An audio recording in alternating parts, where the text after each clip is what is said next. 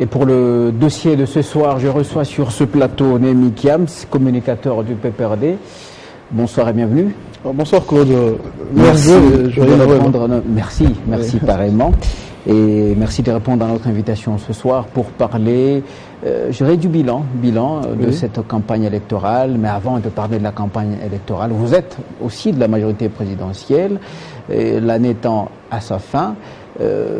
Quel regard portez-vous sur vos actions, sur l'action gouvernementale et est-ce qu'on peut déjà penser à l'avenir? Oui, c'était une année électorale. Vous savez, lorsqu'il y a élection, le gouvernement mobilise tous les moyens pour réaliser cette grande tâche, cette recommandation démocratique. Donc c'était impératif de focaliser l'action du gouvernement dans la mobilisation du financement des élections. Parce que dans notre pays, c'est le gouvernement qui finance les élections. Mais à part ça, les autres secteurs de notre vie nationale a été aussi géré convenablement. Il y a eu la consolidation des réformes et des acquis que l'action du président Joseph Kabila Kabange a institué dans ces pays. Donc c'était une année qui s'est très bien passée. Le bilan est largement positif dans l'action du gouvernement parce que nous allons avoir les élections avant la fin de l'année. C'était le cap qu'on s'était fixé, d'organiser les élections avant la fin de 2018. Mais aussi une année pleine de rebondissements. Est-ce qu'il vous était arrivé une fois de penser que ces élections, on ne les aura pas? Non, nous sommes respectueux de l'institution de la République. Nous sommes des républicains, des démocrates. Nous faisons confiance à nos institutions. Les élections sont organisées par la CENI. La CENI nous avait sorti un calendrier. Et nous sommes obligatoirement, on avait l'obligation de nous soumettre à cette décision de la CENI de nous organiser les élections le 23 décembre, normalement. Et nous avons tout préparé nos bases, nous avons affûté nos armes pour affronter cette date. Vous avez vu la campagne, on va en parler tantôt. Nous avons préparé nos bases partout au pays. Nous sommes allés partout pour mobiliser nos militants pour que le suffrage soit exprimé en notre faveur le 30 décembre. Donc ces élections ne nous a pas vraiment échappé. Ça ne nous échapperait pas, je ne pense pas, parce que nous sommes la coalition politique, le FCC, la plus organisée, la mieux structurée et la plus populaire de ces pays. Et cette popularité va nous servir de base électorale aux prochaines élections. Donc il n'y a pas eu de moment de doute? Non, mais comment il n'y a pas eu de moment de doute? Parce que nous sommes, je t'ai dit tantôt ici, nous sommes des démocrates. Le PPRD est le parti cher au président Joseph Kabila Kabange. Il est président du PPRD.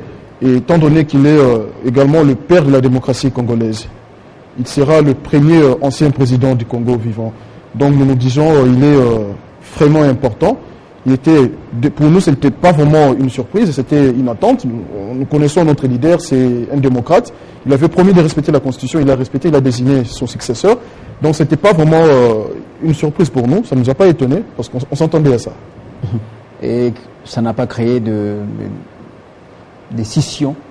Non, scission, on a parlé avant. Les gens disaient que non, si le président Kabila sortait son dauphin, le PPRD va disparaître, les gens ne vont pas respecter ou accompagner ces successeurs du président Kabila. Mais nous avons prouvé les contraires. L'honorable Ramazani Chadari a été désigné il y a presque deux mois et demi. Il n'y a aucun membre du PPRD n'a quitté les partis. Aucun membre. Tous les leaders sont là, du PPRD, de la majorité. Et maintenant, nous avons même une large coalition, le FCC. C'est la majorité présidentielle élargie.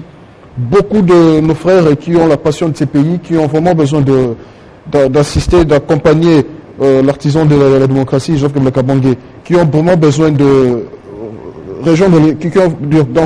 pérenniser ces acquis de modernisation et de reconstruction de notre pays.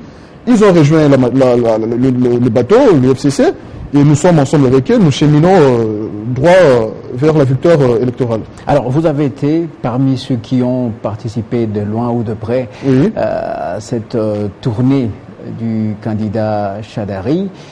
Lorsque vous regardiez de l'autre côté, ça veut dire à l'opposition, est-ce qu'il vous était arrivé un moment de craindre quelqu'un? Non, il n'y a pas photo. Il n'y a pas photo. Vraiment, cette campagne a été... Pour nous, c'est d'abord une grande réussite. J'en parle avec beaucoup de joie. Parce que nous avons vécu un test de grandeur nature de notre popularité, de notre notoriété dans la base. Il y a des coins où certains spédo-leaders politiques qui sont dans l'opposition ont été hués et chassés. On a des vidéos, nous l'avons vécu dans les réseaux sociaux. Mais notre candidat a été reçu partout et par des foules immenses. Vous savez, la campagne électorale, c'est un moment privilégié pour un candidat. C'est le seul moment où le candidat président, futur président, va à la rencontre de son peuple sans protocole, sans barrière. C'est-à-dire là, il n'y a pas d'honneur militaire, il n'y a pas de dispositions protocolaires pour empêcher le peuple à embrasser ou à toucher leur candidat, leur champion. Donc c'était un moment privilégié pour nous. Nous avons vraiment bénéficié de ces moments, c'est cette opportunité pour vendre notre candidat. Nous l'avons vendu et le peuple l'a consommé. Vous allez voir la confirmation de cette consommation le 30 décembre, sur base de son programme naturellement. Et son programme, c'est le meilleur programme. La preuve est que ce programme a mobilisé des foules immenses partout au pays. Partout. Il n'y a pas un seul endroit de ces pays où l'honorable Ramazani Chadari a été hué ou récusé par le peuple. Il a été accueilli partout dans ces pays. Nous avons fait le Congo profond. Et c'est le seul candidat qui a parcouru toutes les provinces du Congo. Je dis bien toutes les provinces. Toutes les provinces. Il n'y a pas une seule province où l'honorable Chadari n'est pas de 25. Oui, il a fait 25 provinces. Il a fait 25 provinces. Oui. Et Kinshasa, il avait commencé par Kinshasa. Bon, c'était pas la campagne, mais on l'avait présenté à Kinshasa. Oui. Pour nous, c'était une pré-campagne. Donc, le présenter à la base de Kinshasa, c'était une pré-campagne. Vous avez vu la démonstration de force du stade Tata Raphaël. C'était une pré-campagne, c'était la présentation officielle de notre candidat, de notre champion. Et après, il fallait affronter la campagne électorale. Et nous l'avons fait. Nous sommes allés partout. Nous avons vendu notre candidat. Et on attend la confirmation de cette consommation de notre produit Ramazani Chadari. Mais cependant, au sein de l'opposition, il y en a qui disent que certains candidats, notamment ceux de l'opposition, n'ont pas pu battre campagne comme il le faut. Par exemple, à l'étape de Kindu, s'il faut parler du candidat de la coalition Lamouka, on l'a empêché. Non, mais je ne sais pas. Ce sont des gens qui ont monté leur scénario juste pour chercher de boucs émissaires. Ils n'ont pas de base à Kindu. Ils n'ont pas été accueillis à Kindu. Vous n'avez vu aucune force de police, aucune force de l'armée, aucun drapeau du PPRDO de notre partie de la majorité dans les événements de Kindu là. Donc, ce sont des gens que moi, je ne peux pas commenter cet événement parce que je ne connais pas vraiment l'identité de tous ces gens qui ont manifesté là. Ça peut aussi être commenté par ces mêmes personnes, par nos amis d'en face. Ils sont vraiment doués en ça. Ils sont doués vraiment dans les scénarios. Vous avez vu les scénarios dans Al-Boubachi et dans la fameuse scène de théâtre dans le véhicule. Vous avez vu comment ça fait du buzz dans les réseaux sociaux. Ce sont vraiment des gens dignes des pièces de théâtre. Donc c'est pas un événement à commenter parce que ils avaient compris qu'ils n'avaient pas de base à Kindu. Donc il fallait monter un scénario juste pour chercher des boucs émissaires.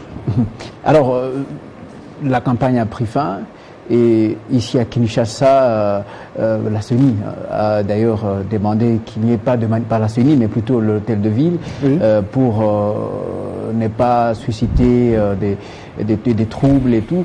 Et alors, maintenant que la campagne a pris fin, pensez-vous que le candidat Chadari a suffisamment convaincu toute la population congolaise? Oui. Vous savez, on prélève la réussite d'une campagne électorale d'abord par la foule.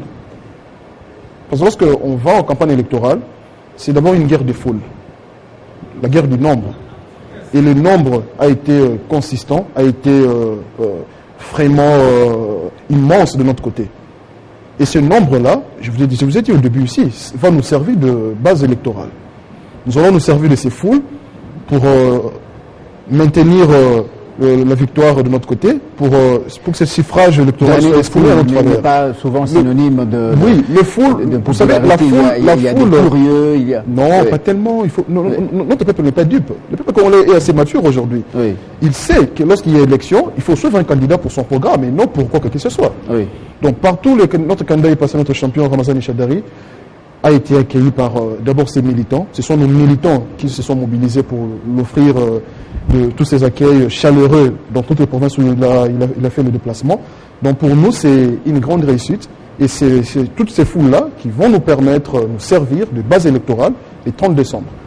Nous allons nous appuyer sur ça. Et c'était déjà, comme je l'ai dit tantôt, un test de grandeur nature de notre popularité, de notre notoriété. On a montré à la face du monde que les candidats du camp de Joseph Kabila Kabonde n'est pas un candidat seul, c'est un candidat qui a une base réelle, solide, derrière lui.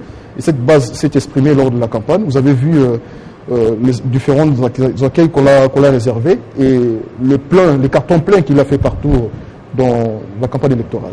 C'est hier, en principe, que les Congolais devraient se rendre aux urnes. Oui. Malheureusement, les élections ont été repoussées d'une semaine. Et vous, en tant que cadre ou communicateur justement du PPRD, que dites-vous de ces rumeurs qui pensent que c'est une manigance pour probablement tricher? Non, cher ami, pourquoi vous avez...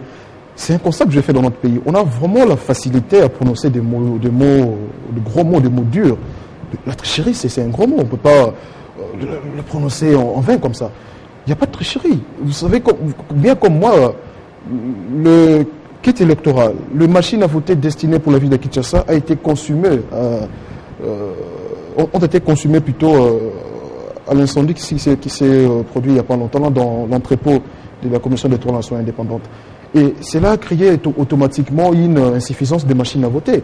On ne pouvait pas faire des élections, aller aux élections sans la ville de Kinshasa. Il n'y aura pas vraiment d'inclusivité. Pourtant, la CENI nous a dit, oui. Le président de la CENI nous a dit oui. Qu'il était vraiment important de prolonger les élections parce que le dégât matériel de l'incendie là était vraiment énorme, de grands dégâts matériels. Nous avons perdu 8000 machines à voter. Or, une machine à voter imprime, pour une journée électorale, nous imprime 600 bulletins. Si vous faites 600 bulletins multipliés par 8000, ça nous fait à peu près 4 millions d'électeurs. Or, Kinshasa a 4 millions d'électeurs. Donc, c'était les machines destinées pour la ville de Kinshasa. On ne pouvait pas aller aux élections sans la ville de Kinshasa. Et pour pallier à ces problèmes-là, c'était impératif de prolonger pour quelques jours le temps de chercher d'autres machines pour remplir ces vides et aller aux élections avec toutes les provinces du pays au même moment. On ne peut pas voter aujourd'hui, on vote aujourd'hui le 24 et après la ville de Kinshasa vote le lendemain. Non, il faut que les élections se déroulent au même moment. Notre loi électorale le dit, la Constitution le dit clairement. Les élections doivent se dérouler le même jour et au même moment partout dans le pays. 7 jours n'est pas beaucoup. Nous ne pouvons pas nous mettre de couteau au ventre pour 7 jours. Donc, nous faisons confiance à la CENI, c'est l'organe habilité pour nous organiser les élections. Et étant démocrate et républicain, je me dis, la CENI va faire son travail. Nous entendons les 30 décembre pour aller au vote et offrir à la République un nouveau président. Est-ce que cela, finalement, ne révèle pas certaines anomalies au sein de l'organe de la CENI? Parce qu'on se dit qu'il n'y avait pas d'autres réserves. Bon, les réserves, il y en avait. Mais vous savez déjà qu'on était en plein déploiement de matériel de kits électoraux et de machines à voter. Il y avait d'autres qui étaient en route. Ces élections sont financées par nous-mêmes. Nous utilisons nos propres moyens pour déployer aussi tous ces matériels-là. En 2006 et 2011, on a été aidé par d'autres partenaires. Donc, des machines à voter s'étaient déjà dispatchées partout pour le déploiement. Ce qui a été gardé pour la ville de Kinshasa était conservé dans l'entrepôt qui a pris feu. Donc, c'était une situation vraiment brusque, un imprévu. C'était pas prévu. Donc, lorsqu'il y a des impondérables comme celle-là, il est impératif qu'on prolonge pour quelques jours le temps de trouver d'autres moyens de réchange et offrir à la ville de Kinshasa tous ces équipements électoraux et pour que nous votions calmement le 30 décembre. Merci beaucoup, Rémi Camps. C'est à moi de vous remercier. Communicateur du PPRD, parti membre de la plateforme FCC. Merci d'avoir répondu à notre invitation ce soir dans le cadre de Kinshasa Direct. Nous passons au deuxième invité.